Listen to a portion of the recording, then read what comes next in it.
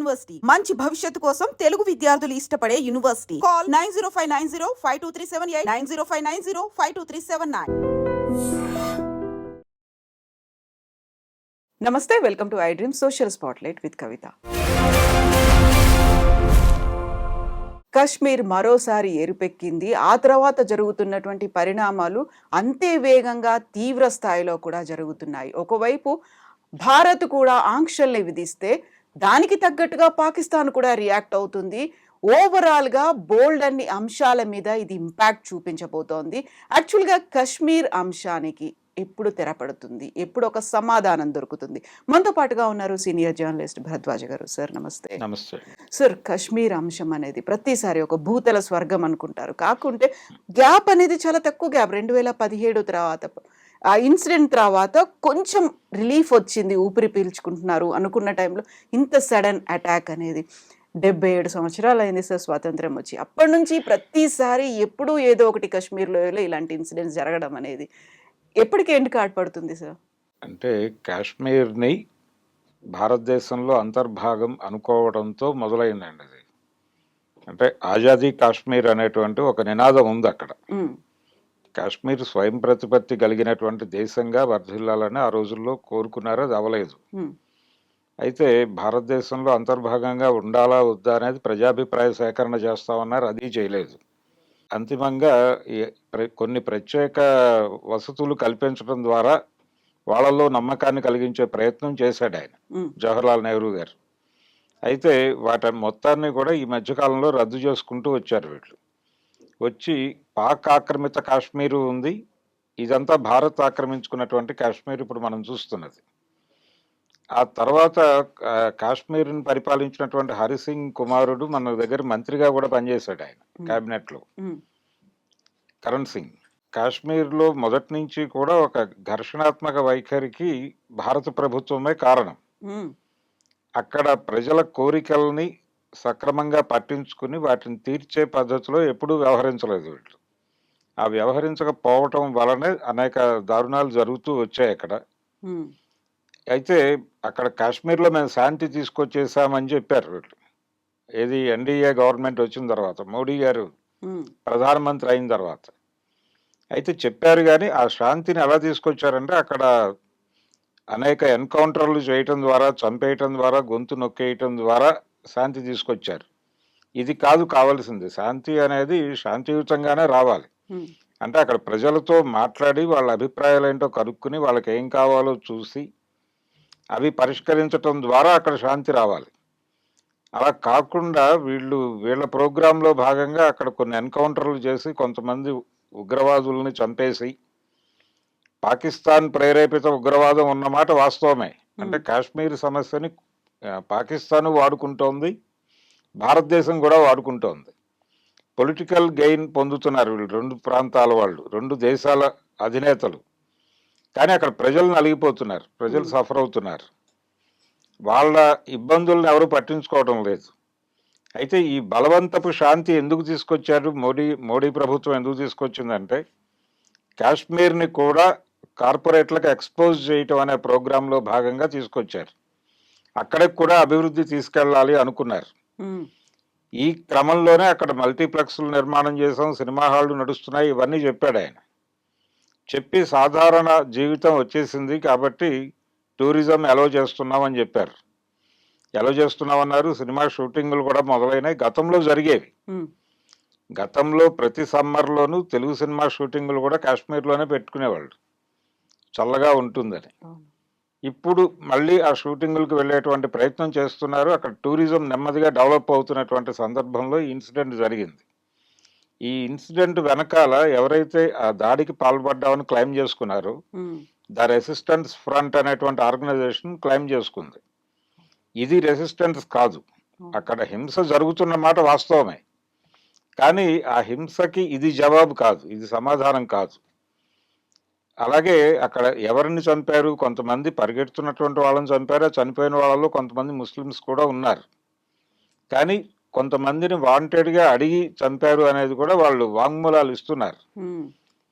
ఆ బతికిన వాళ్ళు, అలాగే ఆ ఇన్సిడెంట్లు దగ్గరగా చూసినటువంటి వాళ్ళు చెప్తున్నటువంటి మాటల ప్రకారం వాళ్ళు మీరు ఏమిటి అని పేరు అడిగి అలాగే మతం అడిగి చంపారు అనేది చెప్తున్నారు. సరే, జరిగితే జరిగి ఉండొచ్చు. వీటన్నిటికంటే పెద్ద క్రైమ్ చంపటం అనేది చేశారు వాళ్ళు. అవును. కాబట్టి అది అది ఖండిద్దాం. కానీ అక్కడ జరిగినటువంటి సంఘటనకి ఎవరు బాధ్యులు? కేవలం వాళ్ళొక్కళ్ళైనా బాధ్యులు? ప్రభుత్వ బాధ్యత లేదా అనేది చూడాలి. అంటే లోకల్స్ సపోర్ట్ లేకుండా ఇన్సిడెంట్ జరిగేటువంటి అవకాశం అయితే లేదు. అంత సెక్యూర్డ్ జోన్ అనేది ఏమైంది? రెండోది, వీళ్ళకి ఇంటెలిజెన్స్ సమాచారం ఉంది, ఏదో ఒక ఇన్సిడెంట్ జరగబోతోంది అని. ఇంటెలిజెన్స్ సమాచారం అలాగే ఉంటుంది, వేగ్గా ఉంటుంది, ఏదో జరగబోతోంది అనే చెప్తారు. వీళ్ళు అప్రమత్తంగా ఉండాలి. కానీ అలాంటి వాతావరణం అక్కడ కనిపించలేదు.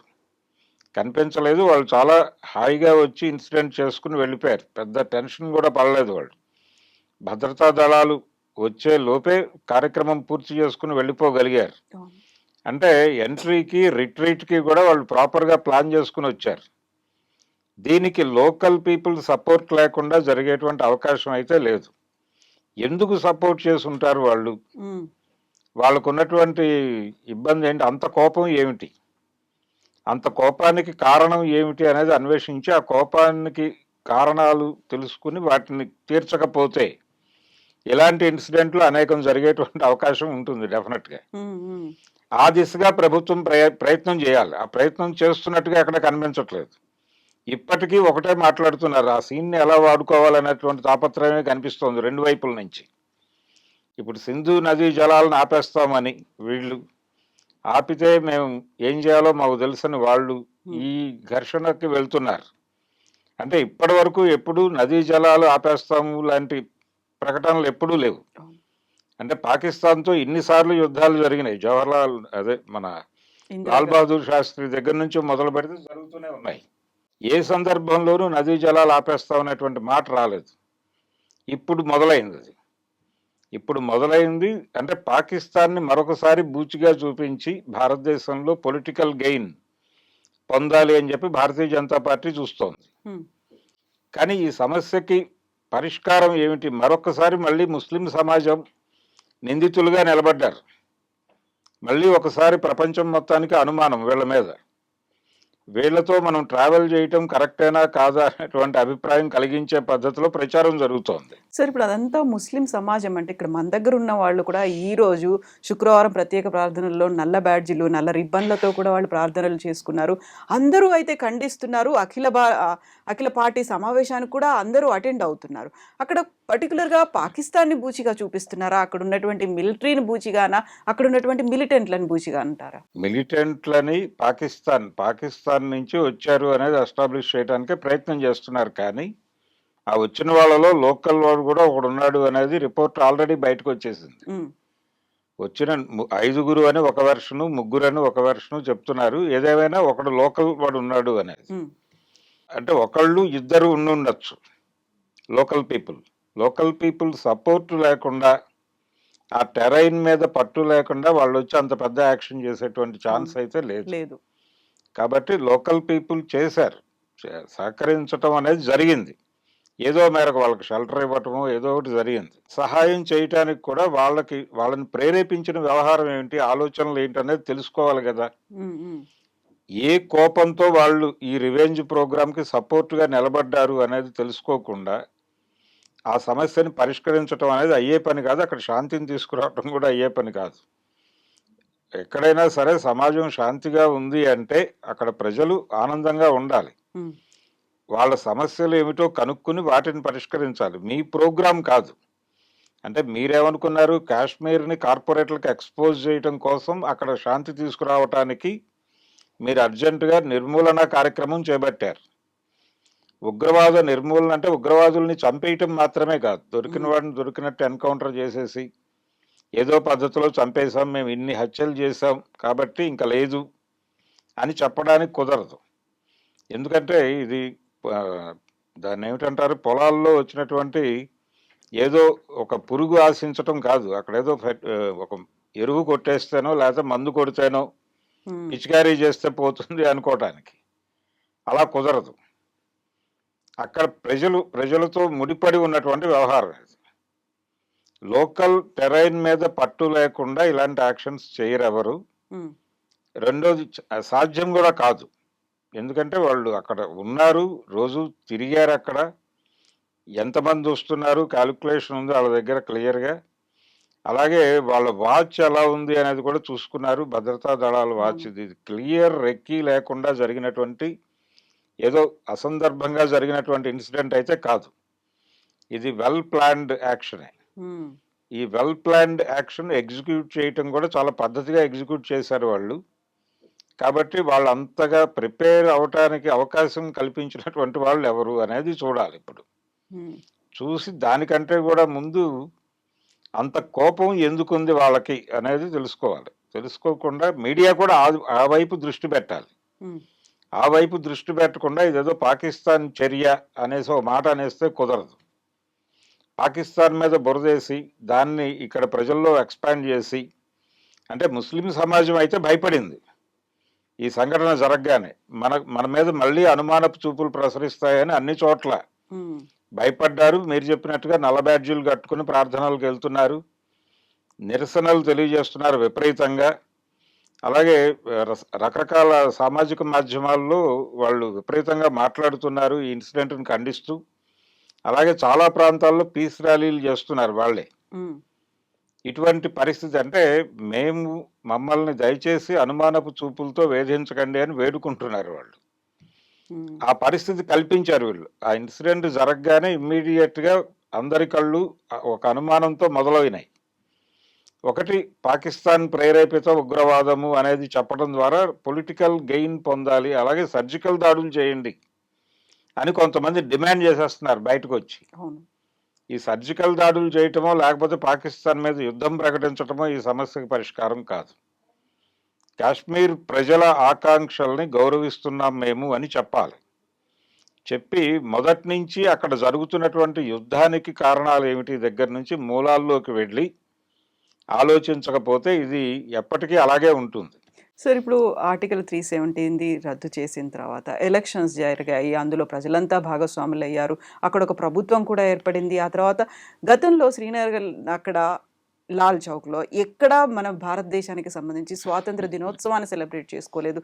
తిరంగా ఎగురుతోంది. చాలా పీస్ఫుల్గా ప్రతి చోట ఉంది.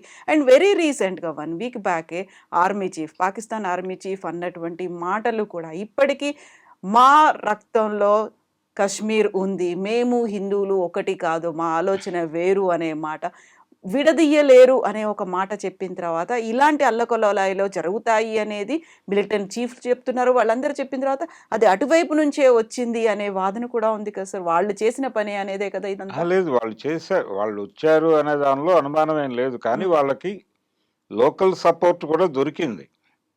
దొరకకుండా జరగదు ఇది. ఉమ్, దొరకకుండా జరిగే అవకాశం లేదు. రెండోది, వీళ్ళు శాంతి పేరుతో చాలా అణిచివేత కొనసాగించారు. ఆ అణిచివేత తాలూకా ఫలితమే ఇది. ఉమ్, అంటే ఆ సపోర్ట్ చేసిన వాళ్ళు ఈ అణిచివేత మీద కోపంతో సహకారం అందించారనేది నా అనుమానం. అందుకని అది చెక్ చేసుకోవాల్సిన అవసరం ఉంది. అవును. ల్యాప్సెస్ ఏమున్నాయి, ఎక్కడ జరిగాయి అంటే అనేది కూడా. కోపం ఎందుకుంది అనేది ప్రధానంగా చూడాలి ఇక్కడ. ఎందుకు సహకరిస్తున్నారు ఇప్పటికీ ఉమ్, అనేది చెక్ చేసుకోకుండా, అంటే మీరు అనేక మందిని చంపారు, బలవంతంగా శాంతి తీసుకొచ్చారు అక్కడ. అలాగే ఆర్టికల్ 370 రద్దు చేయటం కూడా వాళ్ళల్లో ప్రధానంగా మెజారిటీ పీపుల్కి ఇష్టం లేదు. ఉమ్, కానీ వాళ్ళు కాదని అనలేని పరిస్థితి. అంటే భారతదేశంలో ముస్లిం సమూహాల పరిస్థితి ఎలా ఉందంటే పూర్తి స్థాయిలో సరెండర్ అయి ఉన్నారు వాళ్ళు. ప్రభుత్వ కార్యక్రమం కూడా వాళ్ళని ఏదో బెదిరించి ఇక్కడి నుంచి ఈ దేశం నుంచి వెళ్ళగొట్టడం కాదు. వాళ్ళు ఈ దేశంలో ఉండాలి, కానీ లొంగి ఉండాలి. ఉమ్, ఆ లొంగుబాటు కోరుకుంటోంది ప్రభుత్వం. ఆ లొంగుబాటులో భాగంగానే వాళ్ళు ప్రతి సందర్భంలోనూ అలాగే వ్యవహరిస్తూ వస్తున్నారు. ఉమ్, అంటే బాబ్రీ మసీద్ కేసు విషయంలో కోర్టు అడిగింది ముస్లిం సమాజాన్ని, ఉమ్, అయ్యా మీకు అదే స్థలంలో ఏదైనా ఒక ముక్క ఇవ్వమంటారా మీరు విడిగా ఏదైనా నిర్మాణం చేసుకోవటానికి? యా, లేదు, ఇంకెక్కడైనా స్థలం ఇచ్చినా పర్వాలేదా అని అడిగితే మాకు అక్కడ అక్కర్లేదు, ఇంకెక్కడా అక్కర్లేదు, వాళ్ళు గుడి కట్టుకుంటే సరిపోతుంది అని చాలా ఓపెన్గా చెప్పారు వాళ్ళు, ఎటువంటి గొడవ చేయకుండా. ఆ మేరకు సరెండర్ అయి ఉంది ముస్లిం సమాజం. ఎక్కడ ఇబ్బంది పెట్టాలనుకోవటం లేదు. వాళ్ళు చాలా వరకు ముస్లిం నాయకులు కూడా సరెండర్ అయ్యే ఉన్నారు. ఉమ్, నిజానికి ఓవైసీ సోదరులు భారతీయ జనతా పార్టీ కనుసన్నల్లోనే మసలుతున్నారు. హైదరాబాద్కు చెందినటువంటి ఎంఐఎం నాయకులు భారతీయ జనతా పార్టీ కనుసన్నల్లోనే ఉన్నారు. మన ఢిల్లీలో జరిగినటువంటి ఎన్నికల్లో కూడా దాదాపు 6 నియోజకవర్గాల్లో ముస్లిం పాపులేషన్, ముస్లిం ఓటర్లు అధికంగా ఉన్న చోట్ల వీళ్ళు పనిచేశారు వెళ్ళి. కాబట్టి ఆ మేరకు సరెండర్ అయి ఉన్నారు. అలాగే మొన్న Vijay cinema hero, Tamil hero Vijay మీద ఉత్తరప్రదేశ్ నుంచి ఒక ముస్లిం ఆర్గనైజేషన్ ఫత్వా రిలీజ్ చేసింది. ఉమ్, అతను యాంటీ ముస్లిం అని. అది ఆ ఫత్వా రిలీజ్ చేయటం వెనకాల కూడా భారతీయ జనతా పార్టీ హస్తం ఉందేమో అని నా అనుమానం. ఉమ్, ఎందుకంటే విజయ్ చాలా ఓపెన్గా అతను హిందీకి సంబంధించి పవన్ కళ్యాణ్ మాట్లాడినప్పుడు దాన్ని ఖండిస్తూ మాట్లాడాడు. అలాగే భారతీయ జనతా పార్టీతో కలిసే ప్రసక్తి లేదు అన్నాడు అతను. ఉమ్, అలాగే డిఎంకేకి బీజేపీకి సమాన దూరంలో ఉండటమే నా రాజకీయ విధానం అని చెప్పాడు. చెప్పినప్పుడు అతన్ని బీజేపీ ఏదో పద్ధతిలో తన కంట్రోల్లోకి తెచ్చుకోవాలని ప్రయత్నం చేస్తోంది. ఈ ప్రయత్నంలో భాగంగానే అతను నేను సెక్యులర్గా ఉంటాను అని మాట్లాడుతున్నాడు. ఒకవైపు సెక్యులర్గా ఉంటానని ఇంత బలంగా మాట్లాడుతున్నటువంటి వ్యక్తి మీద ఒక ముస్లిం ఆర్గనైజేషన్ నుంచి ఒక ఫత్వా రిలీజ్ చేయడం ద్వారా అతనిలో ఒక వ్యతిరేకత పోగుపడాలని వీళ్ళు కోరుకుంటున్నారు. అతను సఫకేట్ అవ్వాలి. ఉమ్. అవటం ద్వారా అటు నుంచి ఇటువైపుకి జరగాలి. అతన్ని తన వైపు లాక్కోవటానికి వాళ్ళు ముస్లిం సంఘాలను కూడా వాడేసుకునే ప్రయత్నం చేస్తున్నారు. అంతగా సరెండర్ అయి ఉంది ముస్లిం సమాజం అని చెప్పడం నా ఉద్దేశం. సార్, ఇప్పుడు అన్ని రంగాల మీద ఇంపాక్ట్ పడింది, అందరూ రెస్పాండ్ అవుతున్నారు, ఇంక్లూడింగ్ అసదుద్దీన్ ఓవైసీ దగ్గర నుంచి. ఇది పాకిస్తాన్ చేస్తున్నటువంటి దుశ్చర్యగా అభివర్ణించడం, పుల్వామా కంటే ఇది గ్రేటెస్ట్ అటాక్ అనడం, అంతకు మించినటువంటి దారుణం. ఇవన్నీ తర్వాత సోషల్ మీడియాలో అతి పెద్దగా వస్తున్నటువంటి ఒక చర్చ సినిమా రంగానికి సంబంధించి. అక్కడ ఉన్నటువంటి నటులను పెట్టుకోవాలా, అలాంటి సినిమాల్ని మేము బాయ్కాట్ చేస్తాం, ఇప్పటికైనా నటీనటులను తొలగించండి అనే మాట కనిపిస్తోంది.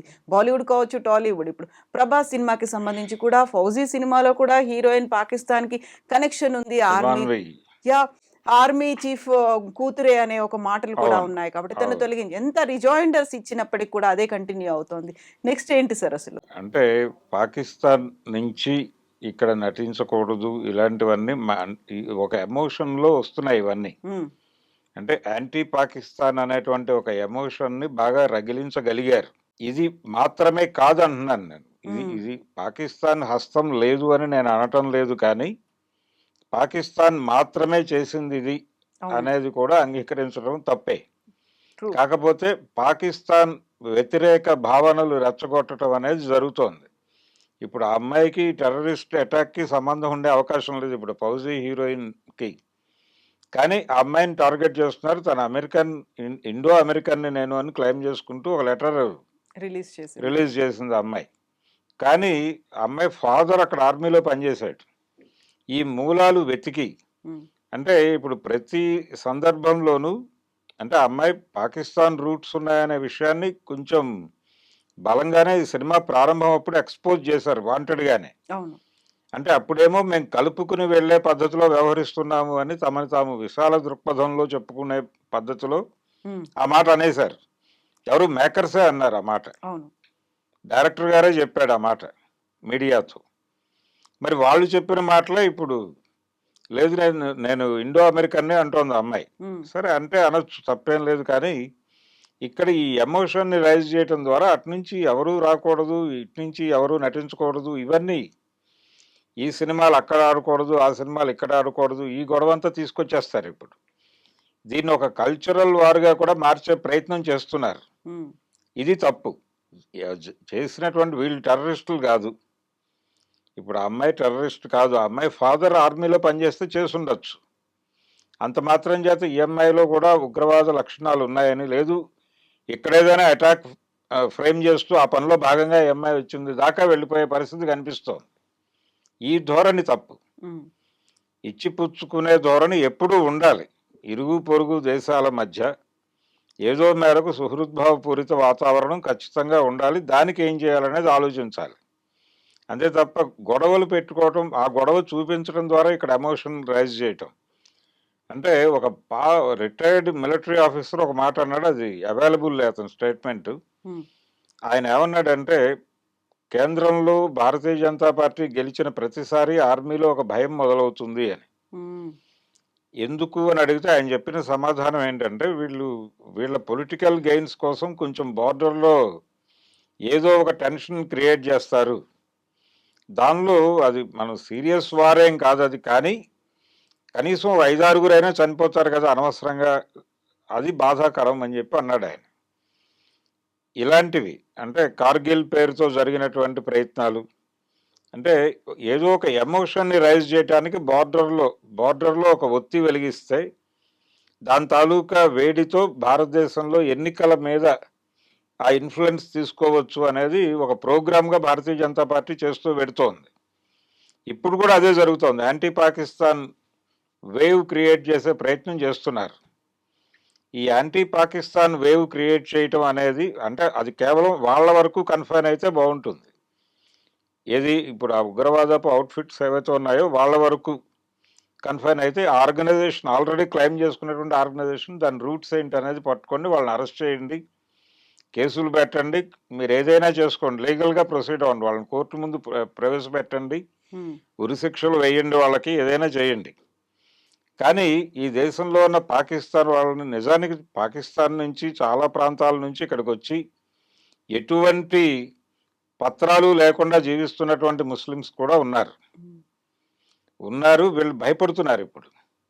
అంటే గతంలో కూడా ఈ జనాభా గణన, ఈ పౌరసత్వ చట్ట సవరణలు, ఈ ప్రస్తావనలు వచ్చినప్పుడల్లా వీళ్ళందరూ భయపడుతున్నారు. మనకి మెహదీపట్నం నుంచి ఆ రోడ్లో వెళ్తుంటే ఉమ్, చాలా చోట్ల ముస్లిం మహిళలు బోర్డులు పట్టుకొని మేము ఇండియన్సే అని చెప్పి బోర్డులు పట్టుకుని నిలబడేవాళ్ళు. ఎందుకు నిలబడేవాళ్ళు అంటే వాళ్ళ ఎవరి దగ్గర పత్రాలు లేక, అంటే ఆధార్ కార్డులు కానీ ఈ వ్యవహారాలు ఏవి లేక మమ్మల్ని, అంటే వాళ్ళు ఓపెన్గానే చెప్పారు ఆ టైంలో, పౌరసత్వ చట్ట సవరణ టైంలో కేంద్ర ప్రభుత్వం చాలా ఓపెన్గా ఒక మాట చెప్పింది, సరైన ఆధారాలు లేకపోతే ఇక్కడి నుంచి తీసుకెళ్ళి ఎక్కడో వదిలేస్తామని. ఉమ్, మాకు ఆ పరిస్థితి తీసుకురాకండి అని వాళ్ళు ప్రాధాయపడేవాళ్ళు.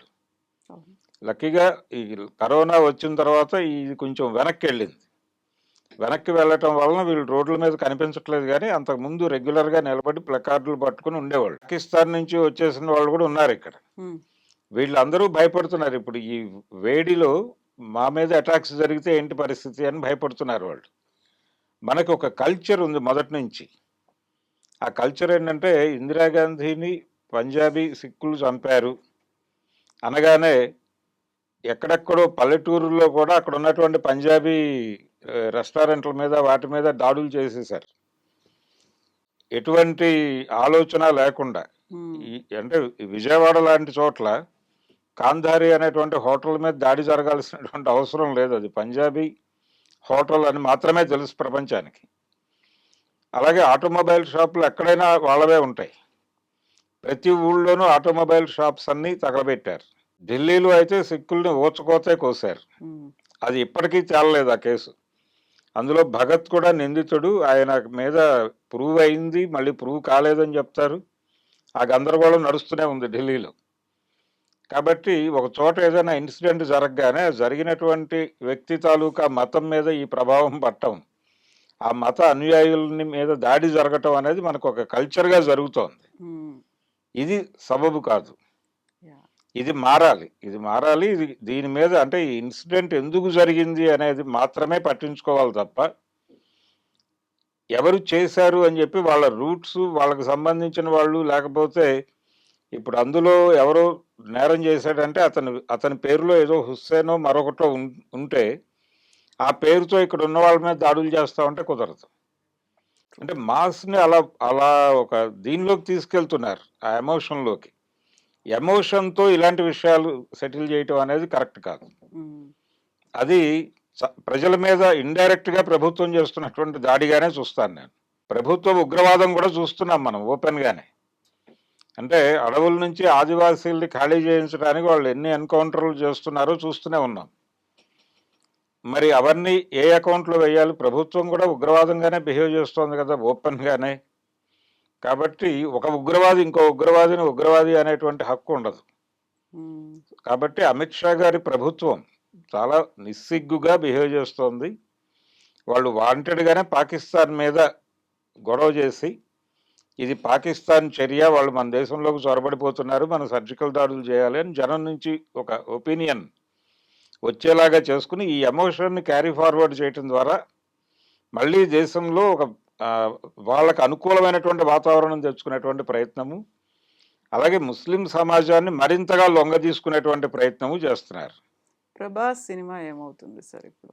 ప్రభాస్ సినిమాకి ఏం కాదండి, ఆవిడతో రకరకాల ఉత్తరాలు రాయిస్తారు, క్షమాపణలు చెప్పిస్తారు అవసరమైతే. అంటే సినిమా వాళ్ళు చాలా ప్రాక్టికల్గా ఉంటారు. నేను మొదటే చెప్పాను, ఆ సినిమా ప్రారంభంలో వాళ్ళ విశాల తత్వాన్ని చాటుకోవడంలో భాగంగా అమ్మాయిని ఇంట్రడ్యూస్ చేస్తూ డైరెక్టర్ గారు మాట్లాడారు. అవును. మాట్లాడుతూ తన రూట్స్ ఇవన్నీ చెప్పాడు ఆయన.